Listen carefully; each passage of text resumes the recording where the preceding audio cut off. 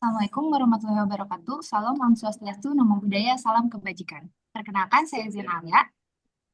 Perkenalkan, saya Sarah Fitriani. Perkenalkan, nama saya Hanifah Nur Aini. Kami dari kelompok 9, di sini kami akan mempresentasikan materi mengenai komitmen kepemimpinan mata kuliah manajemen perubahan.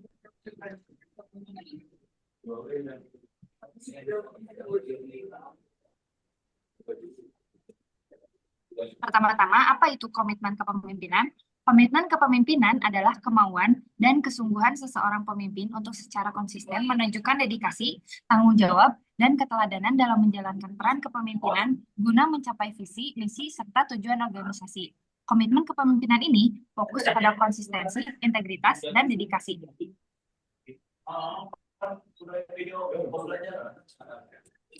Lalu ada ciri-ciri pemimpin yang berkomitmen. Pertama, pemimpin konsisten dalam perkataan dan juga tindakannya. Kedua, pemimpin berorientasi pada tujuan bersama. Ketiga, pemimpin mau berkorban demi tujuan bersama. Keempat, pemimpin bertanggung jawab tinggi dan penuh atas keputusan. Yang kelima, pemimpin mengutamakan kepentingan organisasi atau tim daripada kepentingan pribadi. Lalu ada pentingnya komitmen kepemimpinan. Yang pertama, membangun kepercayaan, yaitu anggota percaya pada arah dan keputusan pemimpin. Yang kedua, memberi teladan, yaitu pemimpin yang konsisten jadi role model bagi tim. Yang ketiga, meningkatkan motivasi, yaitu semangat tim naik jika pemimpin menunjukkan dedikasi. Yang keempat, menjamin keberlangsungan organisasi ialah arah kerja tetap jelas meski ada tantangan. Yang kelima, mendorong perubahan positif, yaitu komitmen jadi motor utama dalam manajemen perubahan. Yang keenam, menciptakan lingkungan yang mendukung, yaitu menyediakan sumber daya atau waktu, dana, sumber daya manusia, agar perubahan bisa terlaksana. Nah, ini ada dampak jika tidak ada komitmen. Yang pertama itu hilangnya kepercayaan tim. Anggota tim tidak akan percaya dengan pemimpinnya jika pemimpinnya tidak ada komitmen. Lalu yang kedua, tujuan organisasi tidak jelas. Karena pemimpin yang tidak berkomitmen, maka suatu organisasi tidak akan mempunyai tujuan yang jelas. Yang ketiga, konflik internal yang meningkat. Karena tidak adanya penengah, yaitu pemimpin, maka akan banyak konflik-konflik yang ada di dalam suatu organisasi tersebut gitu. Yang keempat, ada perubahan dan target yang gagal tercapai. Nah, ini tuh karena pemimpin tersebut sudah tidak berkomitmen, maka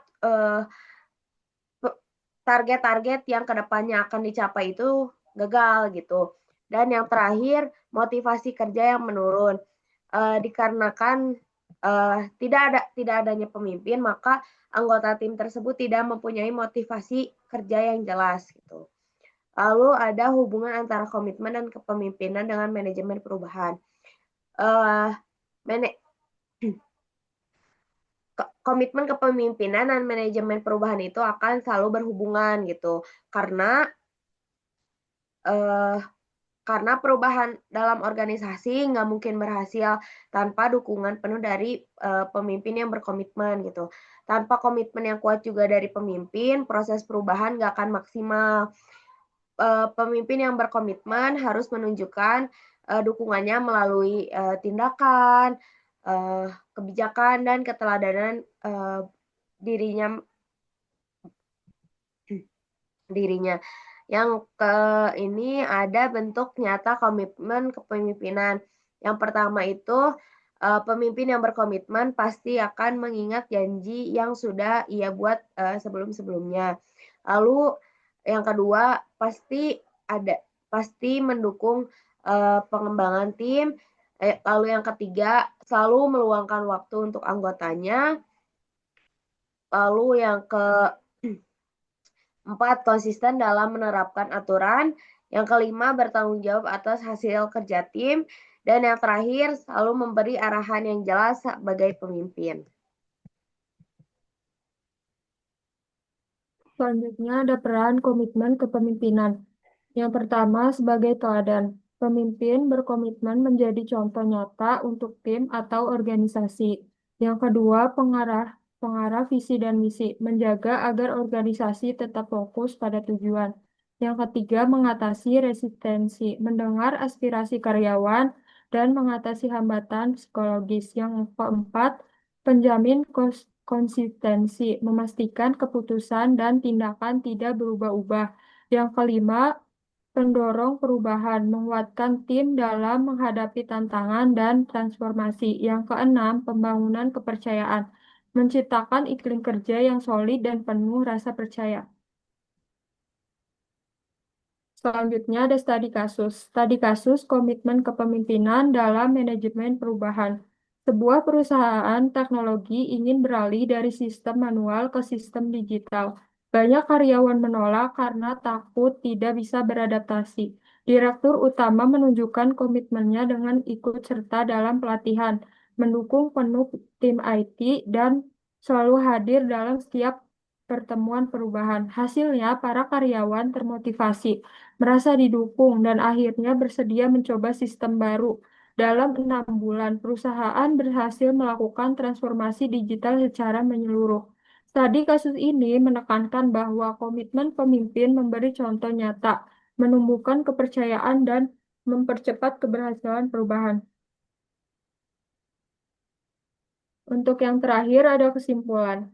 Komitmen kepemimpinan merupakan kunci utama dalam membangun organisasi yang kuat dan berkelanjutan. Pemimpin yang memiliki komitmen tinggi tidak hanya mampu memberikan teladan, tetapi juga menumbuhkan rasa percaya, loyalitas, dan semangat kerja dalam tim.